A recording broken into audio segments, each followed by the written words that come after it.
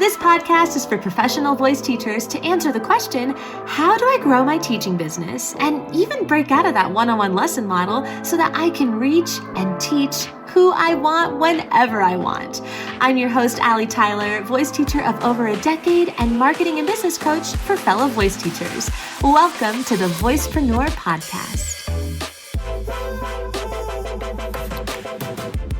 Hello, lovely voice teacher. Welcome to another episode of the Voicepreneur Podcast. I'm so excited to be diving into this overarching topic about just running an online business in general as a voice teacher. So, as we know, marketing and business and I don't even know what you want to call it, the influencer world, the, online coaching space that has really become a huge phenomenon, especially since COVID. Well, there's just so much. There's so many pieces to it. There's so many strategies, so many approaches, so many ways that we can go about growing an online business. And something I'm constantly thinking about is how to kind of teach in a way that shows an overarching vision or a bird's eye view of what is going on and how to approach business, right? So if we're constantly in the trenches, we're looking at only the one thing right ahead of us. So for example, if we're oh, everybody's doing reels. Okay, I got to do reels. So I'm going to do reels. But we don't know why we're doing reels. We don't have a strategy around reels, and we get actually burned out because we're spending so much time creating reels rather than actually profiting and growing our business. That's just one example. If we get so deep in the trenches of it and we can't get a bird's eye view of what's going on and why we're doing what we're doing, then we are just going to waste so much time, so much energy, so much money even. And I say this from firsthand experience. I have done this. I've done this multiple times. And since we're just getting to know each other, I'll just clue you in on a tiny little bit of my backstory, which is basically that I have multiple things that I do. I teach voice lessons. I'm a voice teacher, also a singer, but I teach voice lessons and then I teach voice teachers how to run their voice teaching business, right? So I've created lots of businesses. I've had I had Empower Music, I had the Marketed Musician, I've had Allie Tyler Consulting, which then ended up turning into where we are today, which is the Voicepreneur. All of this to say, I have been doing this for 7 years, and I was doing it the wrong way because I was so deep in the trenches of just following the trends and not knowing what exactly I was doing the trends for. I didn't have a clear long game vision. I didn't have a bird's eye view of strategy and systems and how it kind of all fits together. So, that was quite the lengthy intro to this to this topic, but I felt like it was really important to talk about because in this episode, I want to help you get that bird's eye view. I want to help you get that long game vision.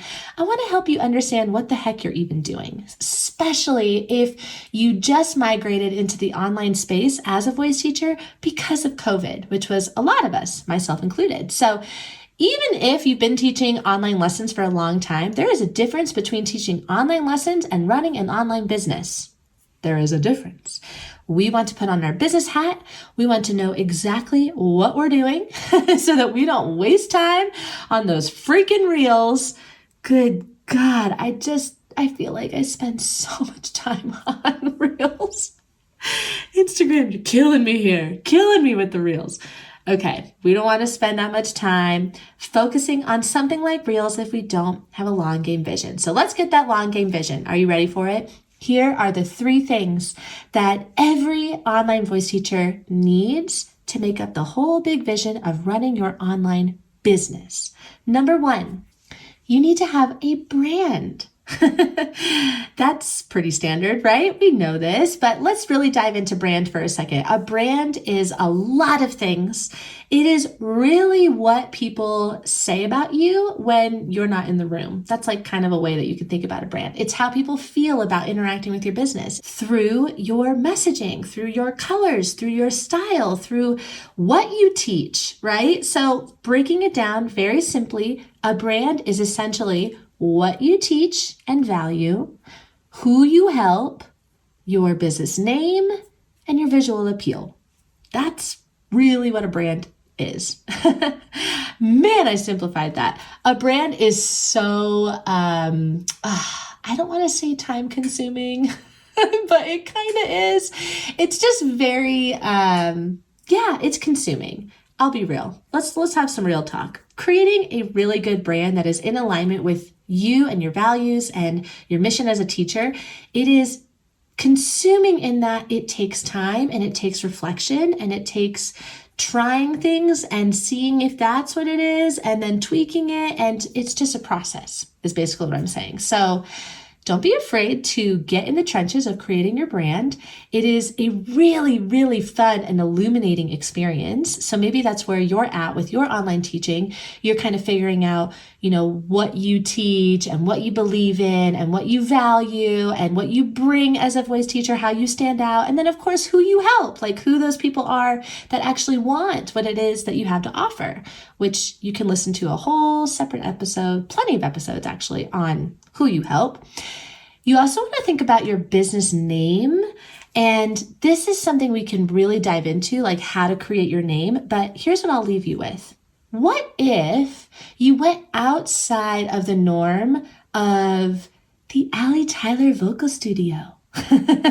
Or sing with Allie, whatever. I don't know. Not to say that those names are not good. Like if you have that name, that's totally fine. There's nothing wrong with it. I just want to think a little bit bigger. Like what if you titled it something else? Maybe something that aligns with your method or your values or your mission or anything like that. Just gonna plant that seed for you. Maybe it resonates, maybe it doesn't, and that's totally okay. So your business name is a big part of your brand and of course the visual appeal. What it looks like. And the reason why this is important, my friend, is because you are in the online space. And when you're in the online space, people are looking at a screen. They don't get the privilege of being able to interact with you in person, which we all know in-person marketing is like the best way to market yourself. But if you are growing your business online, then the second best way is through your brand. And part of your brand is that visual component. It's what people see because colors and fonts and the overall style and design, you would be surprised how much of a difference that makes. I mean, just think about it for a second. How would you feel and how do you feel when you go onto people's websites or like stores' websites or whatever company and their website is crappy. And it's like, oh my God, you haven't updated this thing since 1999. Like, you know what I'm talking about. You go on there and you're immediately turned off by it. At least I am. I know I definitely am. If I'm comparing things, let's say, okay, perfect example. If I'm looking for music classes for my 8-month-old son, I am so much more likely to take him to the music company that has a really beautiful modern website that talks about their values and their mission and their method. And it just looks very like clear and put together versus if I went onto someone's website that was totally outdated, but they've been around for like 35 years. So they're definitely awesome for sure, but they just like their marketing is terrible. It's just how we work, right? We are naturally going to gravitate towards things that look better, even if they're not necessarily better. Again, that's a whole other episode. That's consumerism 101. But all of this to say, your visual appeal is super important. So that's the first overarching component is your brand. The second big component, the thing that you need is an audience. You need an audience. You need an audience of people who are interested in what you have to offer and want to learn from you, pay you, buy from you, whatever. They want to give you money. Now, you don't have to have a big audience. You just need to have an audience. You can have a very small quality audience. Trust me, there is something amazing about having an audience that is totally in alignment with what you offer because you can dedicate so much more to them. You can really wow them in the experience that they have with you because there's less of them to take care of. You can make mistakes. Oh my gosh, there's so many awesome reasons why having a small quality audience is amazing for your business. So don't get wrapped up on the number, okay? That does not matter. What we're talking about when we say an audience is we're talking about your email list, your social media following. And also, if you don't have those things and you're just doing your jam, like with the one-on-one lessons, then this is also just your current student roster. These are your students, right? This is like current students that you have, or what I used to do is I would have tags in my email list, and one tag said current students, and then another tag said past students. So I could still interact with them because they were people who are interested in singing. They just had to cancel lessons for some reason or another, right? They can still be on my email list, and I still definitely send them emails. So that's one thing. You can definitely have your current student roster on your email list, and you can have them on your social media. You can be writing to them on one-on-one emails. They don't even have to be on an email list, so long as you are interacting with them online in some way. Another really awesome place to find an audience, by the way, this is a total tangent, not on my notes, but just something to think about too. We're going to talk so much more. Oh, another tangent. There I go. Okay. We're going to talk so much more about each of these things in depth on this podcast, but here's the the first tangent. Am I going to cut this part out of the recording? I don't know. Probably not. Okay. Tangent to go off of audience is you can really be thinking about people that you are interacting with in other places beyond online that they congregate. So churches, communities, schools, after school programs, like there's so many places that your ideal students hang out. So even though we are talking about an online business, you can find those people in person and then stay connected with them online. I hope that makes sense. Okay. Moving on to the third thing that every online voice teacher needs is a game plan. You need a strategy. You need a plan of action. And this is where things get, I just think it's really fun. Things get really fun because it's like a big puzzle. And it's not necessarily easy, I'll give you that. It certainly takes testing and time and getting in it and learning and being in the arena and seeing what works and doesn't work. But what you can be thinking about if you are brand new to this is just a couple of things. It's actually really simple. Number one is your profit path or your profit plan, whatever word you want there. And then the second is your growth path or your growth plan. Wow, growth path. That's hard to say.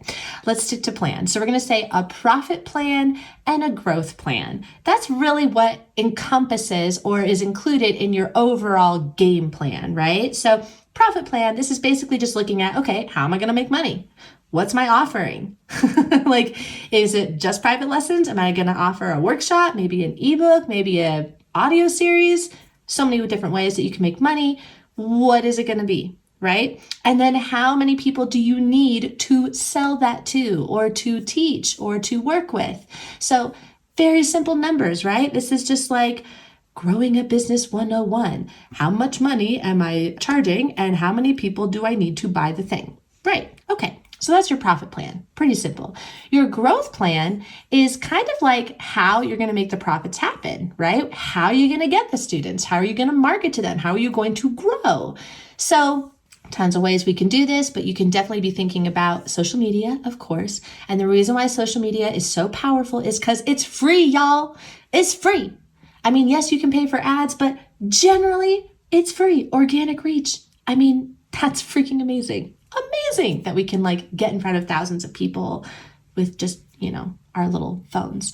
Okay, so social media, you have your wait list. That can also be a part of your growth plan. So if you are somebody who has a wait list right now, or you have people that have reached out to you and maybe they can't do one-on-one lessons, but they're clearly interested in learning how to sing, that is an awesome group of people that you can really focus on in terms of growing.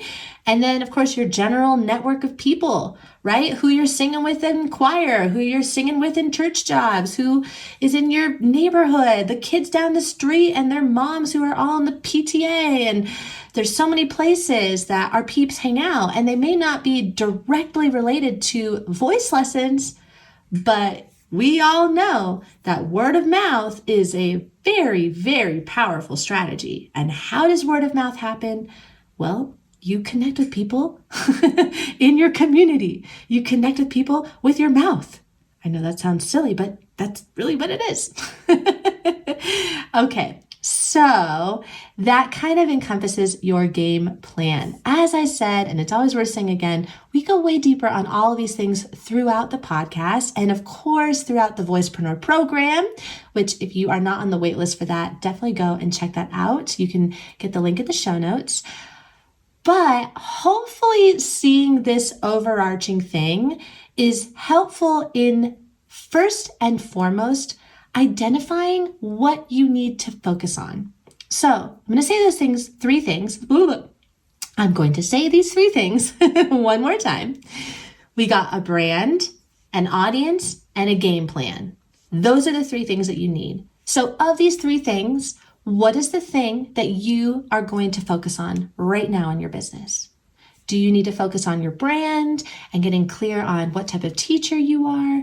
Do you want to be focusing on growing your audience? Really like not even necessarily growing your audience, but maybe it's just like maintaining an audience, right? Like connecting with people. There's something really, really powerful about staying connected with your past students or staying connected with school directors who are part of the high school choir directors who are part of your community, right? So even just maintaining relationships with people, that is a skill that needs to be practiced, definitely. So maybe that's what you want to be focusing on. Or maybe you want to be focusing on your profit plan and working on your paid offering and actually like growing in the revenue stream department, right? And hey, maybe it's all three. And that's very, very normal, my friend. This is like, it kind of never just stops. There's always something to work on when you're running your own business. So I'm going to give you a very just generic, easy example so that you can wrap your head around it and we can tie this all up with a little bow.